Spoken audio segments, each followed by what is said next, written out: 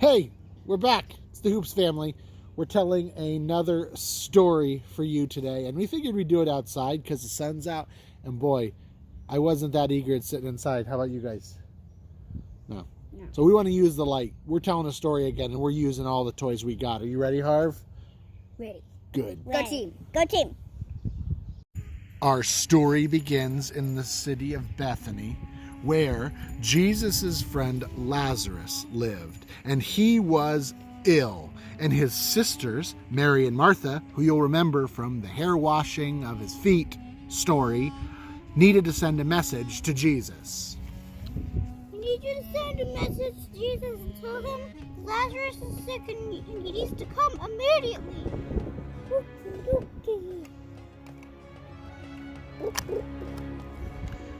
Jesus was teaching his disciples when the messenger arrived. Lazarus is sick. Lazarus is sick. No worries, disciples, no worries. He's not going to die from this. And Jesus stayed there 2 more days. 2 days later, Jesus decided they would go to Judea. Guys, it's time we go to Judea. They nearly killed us last time we went there. Yeah, I don't know if that's such a good idea. Listen, we got things to do here. Our brother Lazarus has fallen asleep. Well, if he's fallen asleep, then he'll wake up. That's all right. Fellas, Lazarus is dead. That's what I mean by him falling asleep. Okay? So I gotta go now. And the disciples were terrified. Except for Thomas, who was kind of into it. Yeah, let's do this thing, even if we die. Let's do it! Yes, Lazarus had died, and when Jesus arrived in Bethany, he was met by Lazarus' sister, Martha. Why didn't you come? If you had come earlier, then he would still be alive. Oh, get a grip! Jeez Louise, I told you he wasn't going to die, and I guess he kind of did, but listen, look who you're talking to here, okay? I have things to do, too. I have other responsibilities. I'm just saying, if you would just give me a second, I could sort this whole thing out. Honestly, where's your faith, lady? Where's your faith? I'm wondering where your faith is, because last time I checked, I was Jesus, and I could just sort this thing out. Is that what you're upset about? Thankfully, this is not how it happened. Nope, not at all. Jesus arrived in Bethany and was met at the outskirts of the city by Martha. Oh, Jesus, if you would have been here, you could have saved him. I'm so sorry this happened. So sorry. Do you believe in the resurrection? Yes. Well, great news. Today you're going to see it yourself. And Jesus wept. And Martha wept too. It's okay. It's okay. It's okay. It's okay. That's more like it.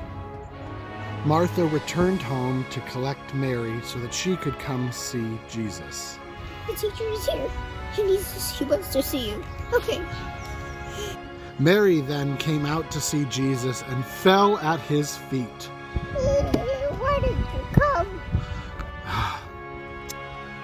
Jesus was so moved by her sadness, he sat with her and he wept as well, because it was so sad. Mary, where did you bury him? Come, I'll show you. So Jesus arrived at the stone tomb and said to the people standing nearby, "Roll away the stone." What? He's been dead for 4 days, so it'll stink in there. Didn't I tell you, Martha? If you have faith and you believe, you know what can be done here. So one of the men came and rolled away the stone. Then Jesus looked to heaven and said, "Father, thank you. Thank you for having heard me. I knew that you always hear me, but I've said this for the sake of the crowd standing here, so that they might know and believe and trust in you." Jesus came before the tomb and said, "Lazarus, come out!"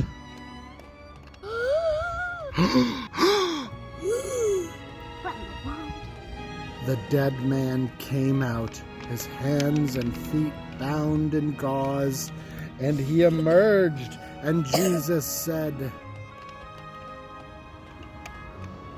"Unbind him and let him go." And that's what happened.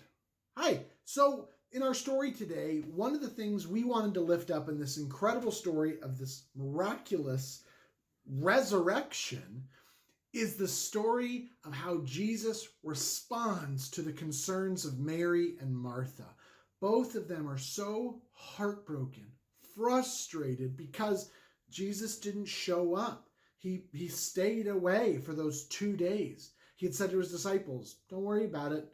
God's going to be revealed through this." But in the midst of that promise, it doesn't change the fact that the person they love has passed away. Hard times for them. But Jesus' responses when he gets to the city and Mary and Martha both are just frustrated, like, "Where were you?" Jesus doesn't respond with this, "What are you talking about? I'm Jesus." He doesn't do that. Instead, he responds with our topic for today. He responds with gentleness. Gentleness. Gentleness is this sort of thing you can see where power and strength is under control. He could behave a different way, but he behaves with this understanding, a quiet strength, a gentleness that can absorb the brokenness all around him and the sadness around him and still offer this sense of quiet strength. Gentleness is not just the same as being meek. It's not the same as being passive or docile or something like that. No, it's really about quiet strength. In the midst of what we're going through together, sometimes we can be frustrated because of all of the brokenness surrounding us. We could let that affect us. We could lash out. We could get angry at people. We could try to place blame on people. We could do all this. But what does it look like in the midst of this to practice gentleness? What does it look like to bear the frustrations, the sadness and brokenness of others? What's it like to be the kind of people that can sit in the midst of all this struggle and turmoil at this time, all this uncertainty, and still be that quiet strength? I think we get that from remembering who we are. I think that's how Jesus has it. Because even when Jesus does it, he looks up to heaven and says, "Thank you, God, for hearing me. Thank you for showing this to them." What he's really leaning into that gives him that strength is a sort of certainty in his identity, who he is, and more importantly, who God is. That God isn't going to let this story end this way. The story isn't going to end our way either. The place where we're at right now, this isn't the whole story. The best days are still ahead of us. The worst thing that can happen to us is not the last thing that's going to happen to us. We provide gentleness. We practice gentleness when we bear the brokenness of the world and still offer strength, comfort, and care. So how are you going to do that this week? Some questions as usual. Who did you connect with in this story? Was there anything that surprised you in this story? And maybe the question again, what is a way that this week you could practice gentleness? In the midst of maybe some struggling and tough times, how are you going to practice this quiet confidence and trust in your identity that God is still making all things new? I look forward to seeing you again. Bye.